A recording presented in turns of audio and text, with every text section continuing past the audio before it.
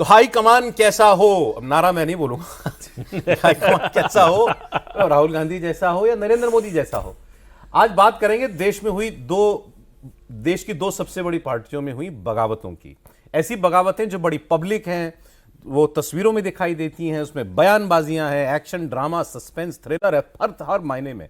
एक जो पंजाब में कांग्रेस पार्टी में हो रहा है, जिस तरीके से चरणजीत चन्नी जो है बिल्कुल हत्थे से उखड़े हुए हैं, और दूसरा जो बीजेपी के साथ हुआ, जिस पार्टी में ऐसा कम होता है लेकिन बड़ी पब्लिक बगावत हुई। जो दतिया से उपचुनाव में नरोत्तम मिश्रा को टिकट नहीं मिला और जिस तरीके से उनके समर्थकों ने हंगामा किया, उपद्रव लगभग मचाया, पब्लिक को परेशानी हुई, हाईवे ब्लॉक कर दिया, कई कई घंटे तक ट्रैफिक नहीं चला, पार्टी के दफ्तर पर कब्जा कर लिया, ये सारी बातें हुई।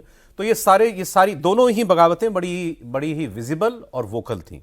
इनको लेकिन पार्टियों ने कैसे डील किया, इसकी बात हम लोग आज करेंगे और इससे पता चलेगा आपको कि इन दोनों सबसे बड़ी पार्टियों की कमान जो है, जिन लोगों के हाथ में है, वो कैसे ऑपरेट करते हैं और अपने अपने दल को, अपने अपने दल के नेताओं को वो कैसे रास्ता दिखाते हैं या उन पर लगाम रखते हैं।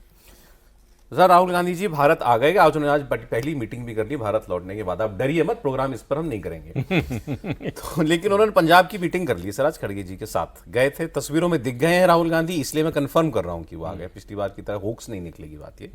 और मीटिंग में बहुत सारी बातें जो हैं, आज की बात हो रही, तो पहले पंजाब वाली कांग्रेस वाली बात कर लें, फिर बीजेपी वाली बात करते हैं। तो सर, उनके हवाले से ये है कि अब राहुल गांधी के ऊपर फैसला है सब कुछ, कि वो चन्नी को मनाने के लिए कोई अपने फैसले पर रीथिंक करें और जो प्रदेश अध्यक्ष हैं उनको हटा दें या उनसे कह दें भाई तुम अपने आप ही इस्तीफा दे दो, थोड़ी कुछ बच जाएगा, या फिर वो है जो चन्नी कर रहे हैं उनको चन्नी को करने दें। चलिए पहले एक आपको ओपनिंग रिमार्क हो जाए, दोनों ही किस्सों में, दोनों ही बातों में कोई सिमिलैरिटी आपको दिखाई देती है या किस मायने में अलग हैं दोनों, बीजेपी और कांग्रेस की बगावत? अलग इस मायने में कि दोनों पार्टियां अलग हैं, दोनों पार्टियों का पॉलिटिकल कल्चर अलग है। एक कैडर बेस्ड पार्टी है और एक सेंट्रिस्ट पार्टी है, तो दोनों में जिस तरह से काम होता है वो अलग है। और ये इस तरह की बगावत ये बड़ी सामान्य बात है राजनीतिक दलों में, दोनों ही। अरे आप याद कीजिए उमा भारती का वो सीन, प्रेस कॉन्फ्रेंस, पहली बार एक्सपेरिमेंट किया था अडवाणी जी ने कि पार्टी की बैठक में मीडिया को बुला लिया था, और उसमें जो किया उमा भारती ने, कल्याण सिंह की बगावत, शंकर सिंह वाघेला की बगावत, केशुभाई पटेल की बगावत। तो ऐसा नहीं है कि इससे पहले, लेकिन फर्क क्या होता है, चूंकि बीजेपी कैडर बेस्ड पार्टी है, तो जैसे ही कैडर छोड़ता है नेता जीरो हो जाता है।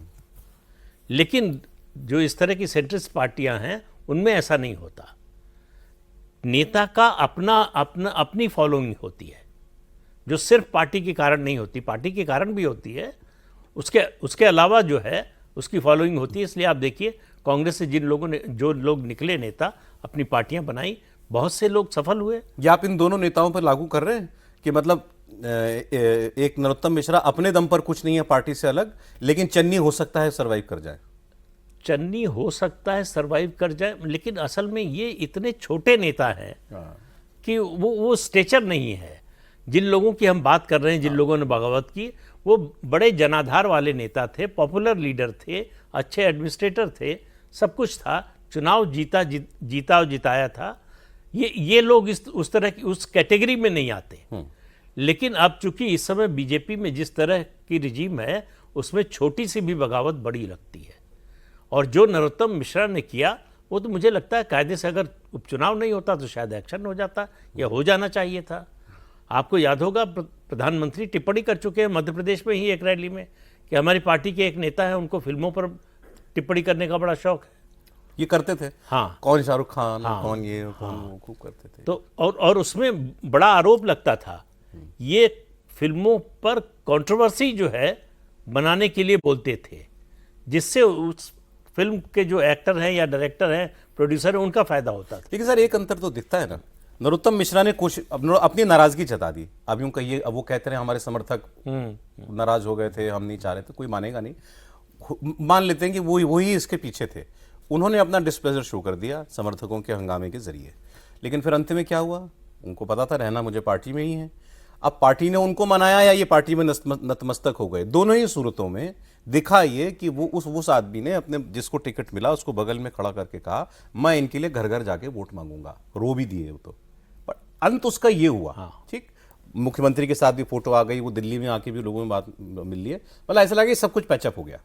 वहां अभी वो तक जिसको नहीं हो पा कहते रहा। हैं ना रॉयट एक्ट पढ़ दिया गया उनको। हाँ। पार्टी में रहना है तो ये करना होगा। तो ये काम राहुल गांधी ये चन्नी राहुल के साथ गांधी नहीं कर पाए। राहुल गांधी का वो स्टेचर होना चाहिए अपनी पार्टी के, उस तरह की साख होनी चाहिए, उस तरह की ताकत होनी चाहिए। इंदिरा गांधी ये काम कर सकती थी, राहुल गांधी नहीं कर सकते। चाहे पंजाब की बात कीजिए, चाहे किसी और स्टेट की बात कर लीजिए। तो इसलिए जो है आपको जो अंतर दिखाई दे रहा है वो ये है, चन्नी आखिर पंजाब की राजनीति में क्या है? चन्नी को कितने लोग 2022 के चुनाव से पहले जानते थे? कोई नहीं, पंजाब के बाहर तो नहीं जानते थे। मुख्यमंत्री बना दिया इसलिए सब लोग जानते हैं। अपना चुनाव हार नहीं पाए, दो कॉन्स्टिट्यूंसी से लड़े, दोनों से हार गए। तो अगर वो ये बागी सुर दिखा रहे हैं तो इसका मतलब है राहुल गांधी, मतलब हाई कमान कमजोर है।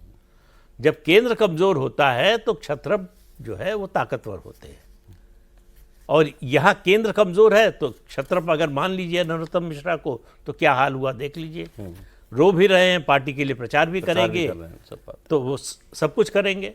तो ये फर्क है दोनों पार्टियों में, दोनों पार्टियों की लीडरशिप में। ठीक, अब राहुल गांधी आए, राहुल गांधी ने आते ही तो ये पंजाब का मसला हैंडल करने की कोशिश की है।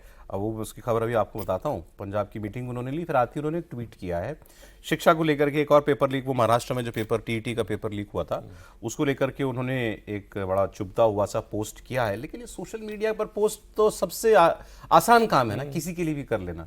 अच्छा, जिस दिन हमने इस प्रोग्राम में बात की थी कि 20 दिन के लिए देश का नेता विपक्ष विदेश में है और पता नहीं वो कौन से देश में है, ये भी किसी को नहीं पता, तो लगा था शायद हम ही लोग ज़्यादा चिंतित हो रहे हैं राहुल गांधी जी के लिए। लेकिन बाद में देखा कि लोगों को भी और दुनिया को भी समझ में आ रहा था कि ये असामान्य सी घटना है। बीजेपी ने इसको मुद्दा भी बनाया, सब कुछ किया।